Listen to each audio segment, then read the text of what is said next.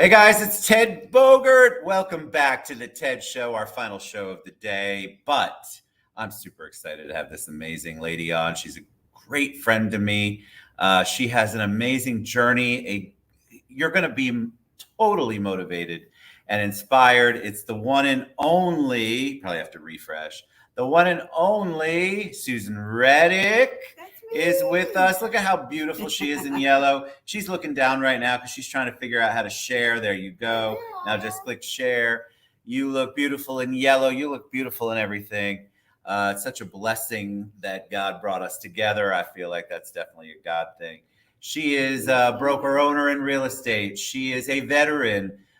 She has a lineage here in this town that is amazing, and she's going to share all of that. And of course, I love the title of the show, which is kind of a spin on what her mom said.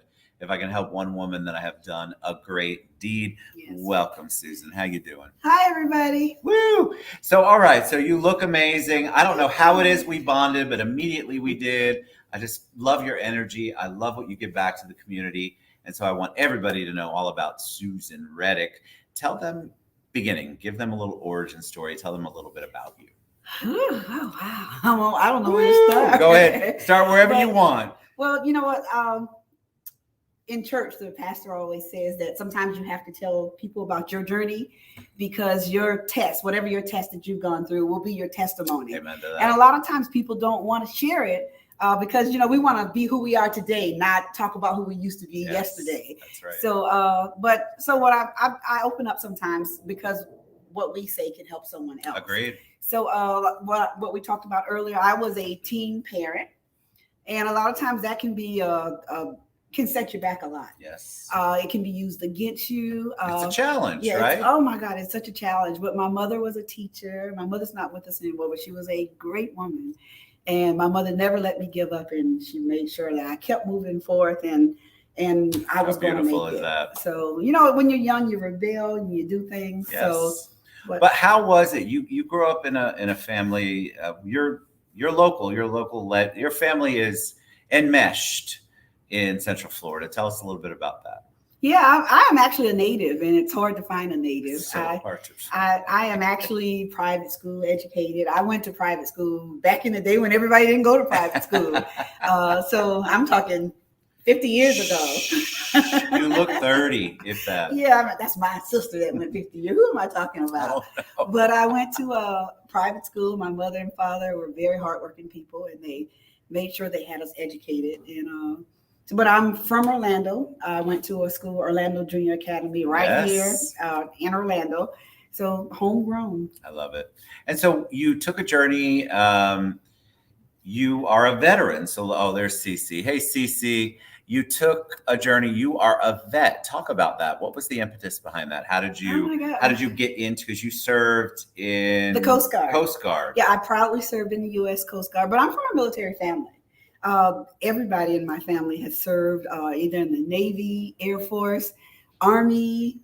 I'm Coast Guard. They try to make jokes about it, but hey, Coast Guard is a form of still military. A veteran. Yeah. Listen to me. So, and then also I have a sister that was a military wife to a Navy chief. So a lot of times people don't think about it, but when you're the spouse, you're serving too. You're absolutely traveling. The sacrifice, tons of sacrifices. Yeah. Kenneth Richards, big brother, is watching. That's my big brother, yes. And Chris Hales popped on. Hey, Chris, and Cece, of course. So yeah, so I'm from a military family, and to me, a military can be such a good foundation. It taught me a lot. I still use those rules because in the military, my brother-in-law, who's a Navy chief, always says that if you're on time, you're 15 minutes late. Amen to that. Okay, so amen. I try. Are y'all listening? Punctual. Yes, you have to be punctual. So I use that every day in my business. If I'm going to meet a client, I get there early. I like to get there, open up the house, and be prompt. Yes. So people know that you appreciate their business. And then I'm going to give you a grateful service. Respect of time is something that I feel like a lot of people have gotten away with. Yeah. Or gotten away from. And so it's so good to have somebody who pays attention to that. I'm the same way. If I am on time, then I'm 15 minutes late, at least. I like to get there early, scope it out, figure out what I'm doing, get the lay of the land. All right, let's talk about your transition from out of the Coast Guard Mhm. into civilian life. Did you get into real estate right away? What was your No. path? Well, when I first came home, I started working for the state attorney's office right here in downtown Orlando, and so I've been a paralegal for 35 years, and specialized in family law, divorces. I do criminal work, a lot of different things. I can pretty much do anything. So I left the state attorney's office, went into a private sector. And so I still kind of dabble in that too. But once I started my own business, I decided that I would go into real estate. And what was did anybody in your world, were they in real estate? What was the reason behind that? I kind of got into it by mistake. A friend of mine had her own real estate business, but she was a mortgage broker too. I don't know how you can do both, because it's kind of hard to wear both of those hats. Exactly. So I saw how she was struggling, and I said, well, I'll get my license and maybe I can help you show people houses. And so I got my license, but I didn't know it was going to be so much work. I just thought you just went and say, hey, no, it's a lot of work. It's a lot of work. So I got my license. And so then once I got my license, I said, well, it's so hard to do it, I better go ahead and work it. So then I've been a broker though for over 15 years. So that was when you could only be a realtor for 1 year. Yes. And then you could get your license. Now they don't let you do that anymore. No, they don't anymore. Yeah. So I got my broker license after my first year.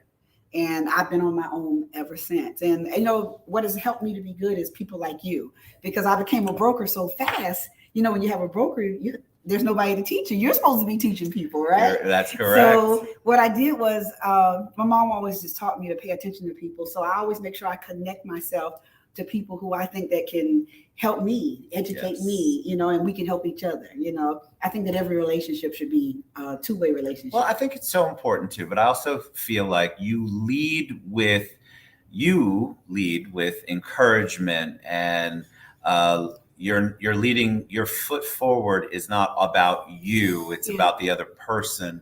That was one of the big things that struck me when we have met, is that you're always thinking about either your team or your family or the community, or any of the other million things that you're involved with. It's a very selfless approach. You're planting seeds. We're both faith-based people, if you all didn't know that. So the planting of the seeds is just a wonderful thing. And you can't always count on that seed, but I can tell you that if you plant seeds, you will get rewarded a million times over. But you have to engage with people, and you can't always lead with, what can you do for me? Yeah. You have to lead with, how can I help you? Which I love about you. And I think that is such a testament to who you are, which goes to the theme, if I can help one woman, I've done a great deed. Tell us the story behind that. Well, just to piggyback off of what you just said, my mom would always say, they used to call me Cookie when I was growing up, but duly noted.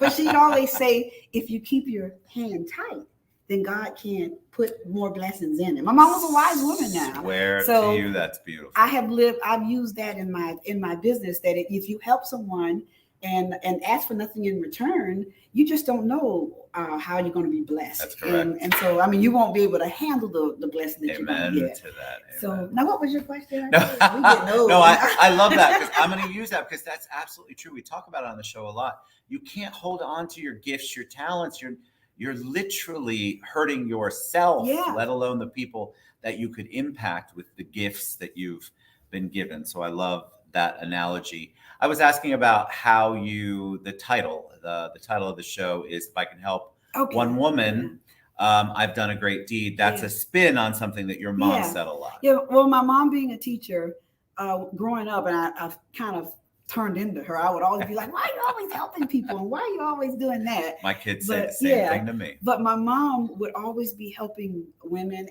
but children. And even on her headstone, on her grave, we have her quote was, if she could help one child, then she's done a great deed. So I've had a lot of mentor groups, and I've helped a lot of young people, but I decided my real passion is helping women. So that's my kind of thing that I go by. If I can help just one woman, I love men, and I'm going to treat everybody the same. But, I just feel like, I'm in the girl power. And sometimes I feel like, women, we are the ones that we do a lot of work, and sometimes we're forgotten about the work that we have done. So if I can just help one woman, then I feel like I've done a great deal. Which I love. I love that concept, because as a man looking on the outside in, I feel like the women can be very critical of each other. It is we talk about women empowerment, we talk about women entrepreneurs, and I have talked to many women, and they have not felt as supported by other women. Yeah.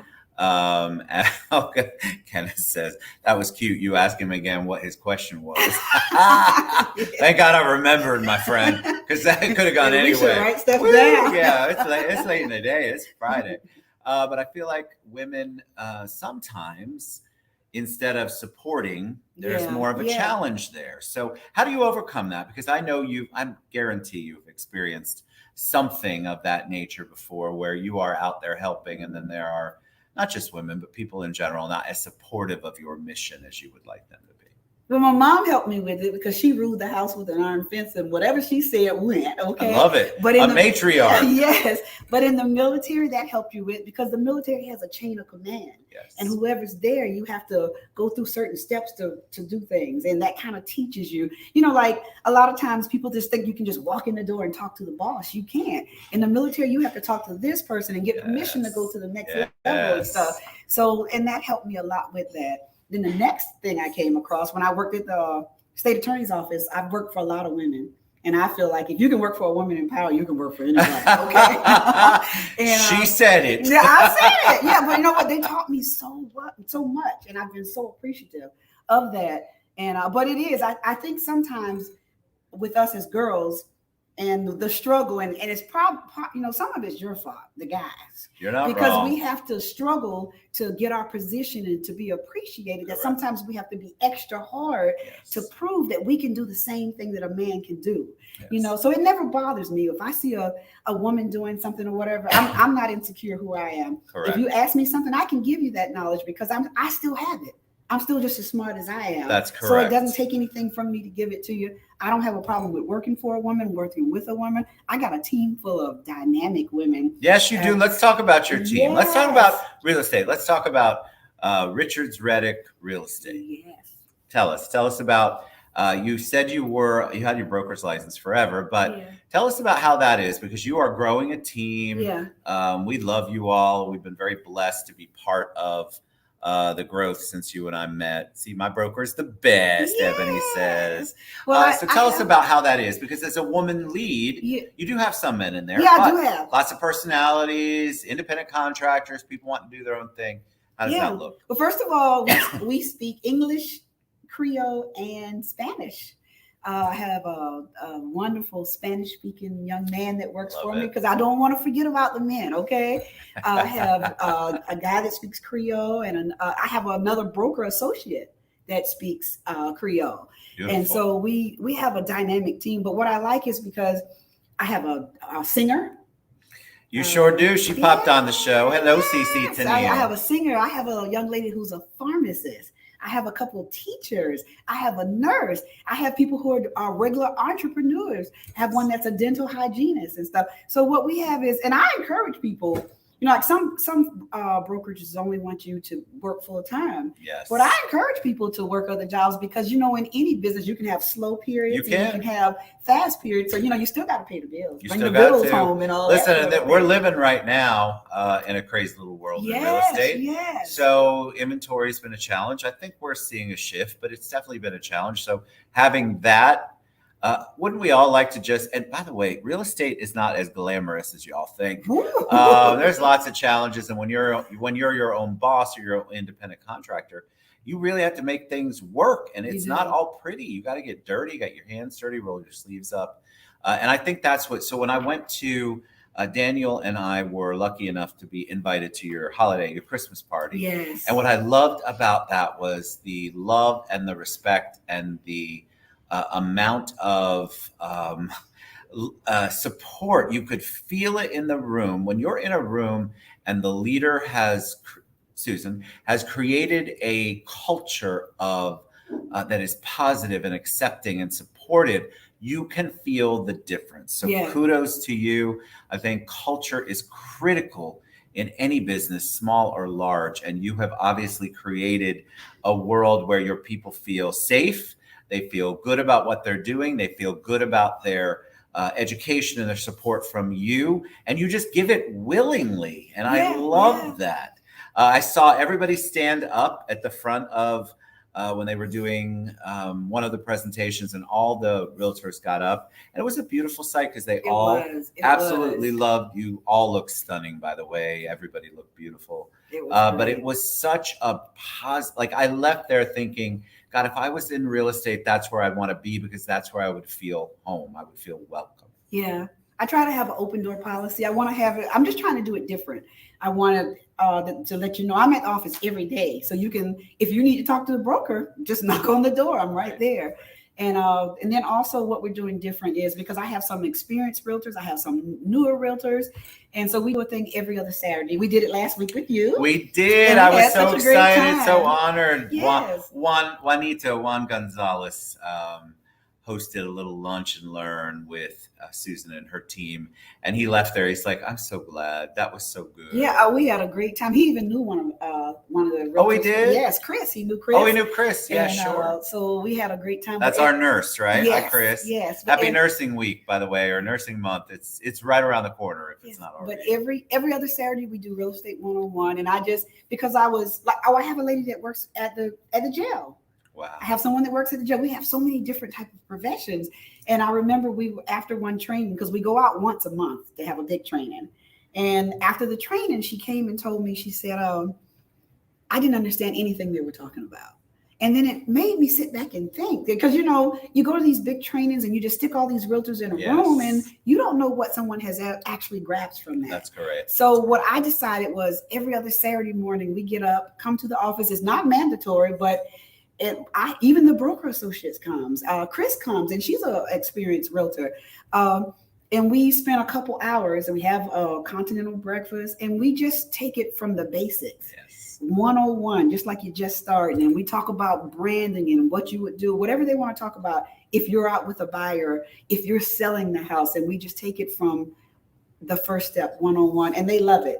And it's supposed to be an hour and a half. Sometimes we're there 4 hours. Well, I think there's a need right now. I think a lot of times people join a brokerage or any business, right? You go to a business and you think there's a whole bunch of honeymoon period in the beginning. There's courting, is what I call it. Yeah. And then all of a sudden you sign up, and it's like, God bless, where is all that stuff and that energy and that positivity and that help and education that I was promised?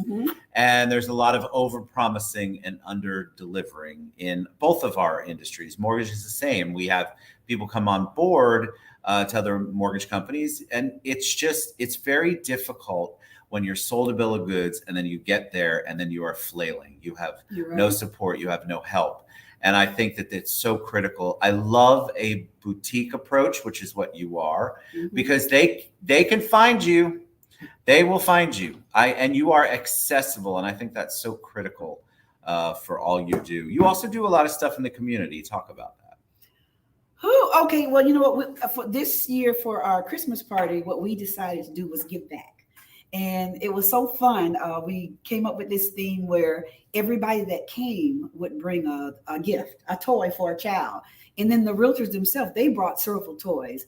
And I mean, we had over 100 toys. And then what we did was, since we're right here in the downtown area, we supported the PKZ kids. Yes. Right there. And we love them. Brenda Oliver from the city of Orlando. Yes, I love her. She did. She accepted the toys. And the mayor wrote us a thank you letter himself, and it was great, but it was so fulfilling. And so that's something that we're going to continue to do and give back. I don't think you should just be in a community, get an office and earn and make money off a community. You got to give back to the community. I think a lot of times people don't know who to give back to. Yeah. And so, but I think it's so important in your overall business plan to include that because, again, regardless of what your beliefs are, ours are faith, you could universe it, you could whatever it is that you want to believe in, you're going to do good. It's going to come back to you 100-fold.